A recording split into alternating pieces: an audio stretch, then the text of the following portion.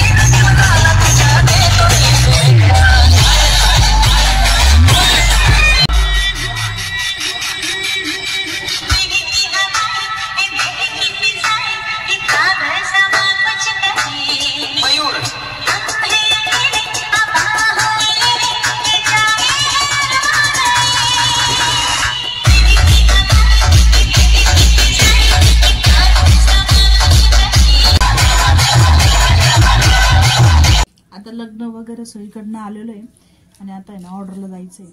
आता संध्याकाळचे 7 वाजलेले आहे. मी तरी दुपारी 3 वाजेपासून आहे ना फुलं वगैरे वेचायचं काम चालू आहे माझं. ते बारीक केले फुलं, बाकीचे वेचून घेतले, ते कटिंग करून घेतले, बारीक चॉप केले.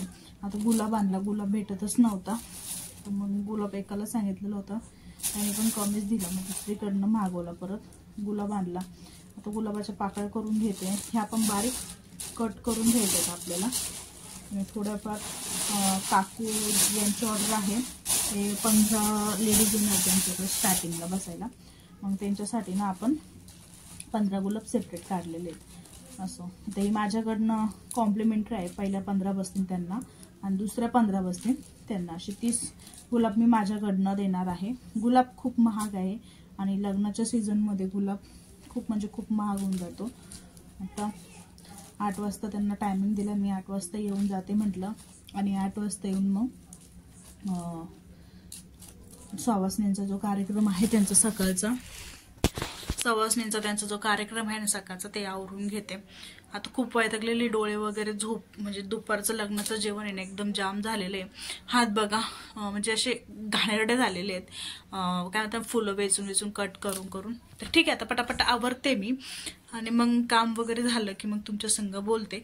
आता फ्रेश होईल त्यावेळेस पण तुमच्या संग बोलेल.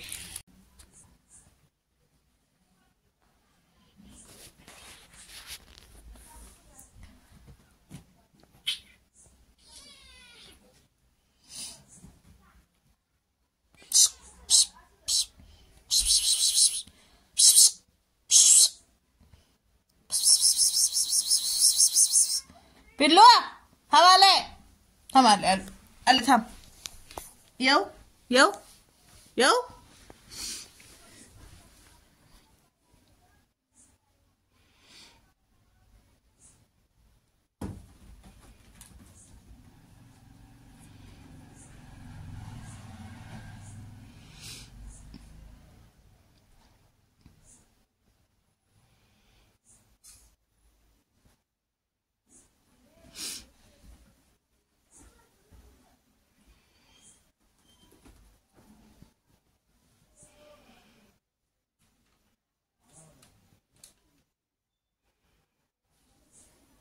मला आता फुलं वेचायचे, तर फुलं वेचायचे, गादी टाकली ना की हे दोघी जणी ना अशा मस्ती करतात आणि यांची मस्ती कमीत कमी 1 ते 1.5 तास चालते.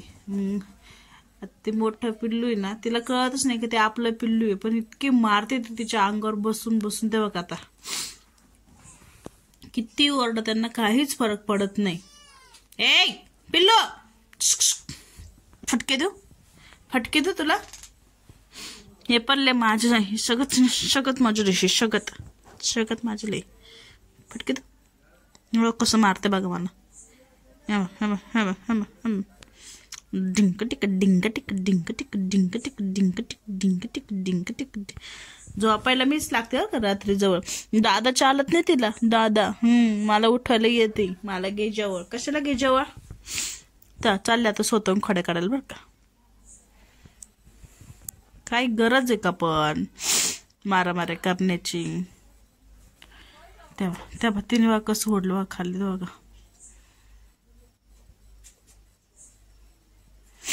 नुसते एकमेकींवर नेम लावतात. आणि ही मनू काय करते, बाहेर जाते, बाहेरून येताना ओरडत बसते. बसलं का थोड्या लगेच साफसफाई, हिची लगेच 1-1 तासाला अंघोळ सुरू होऊन जाते. गट्टू आवाज यायला लगेच भारी बरं का. गट्टू चला चला चला गट्टू आलं बघा. गट्टू आता मी बोट इकडे नाशी स्प्रेड करते. इकडे पण लक्ष आहे, तिच्याकडे पण लक्ष आहे.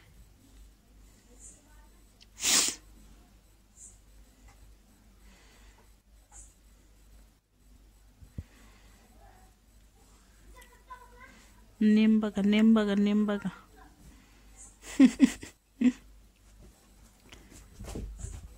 असं घुसतं याच्यामध्ये. तेव्हा त्या कसं पळतं.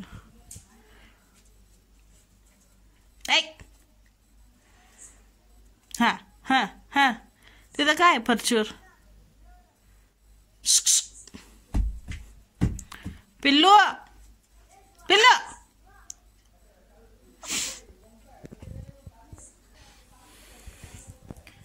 काय मग